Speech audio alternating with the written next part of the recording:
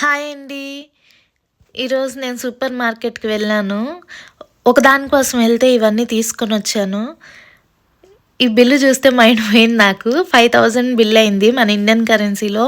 ఒక నోట్‌బుక్ తీసుకున్నాను. తర్వాత 2 అవకాడో, 2 పర్ఫ్యూమ్‌లు, తర్వాత 2 క్యాపుచినో పౌడర్ తీసుకున్నాను. అసలు మేమైతే ఎళ్ళింది కేవలం వాటర్ కోసం.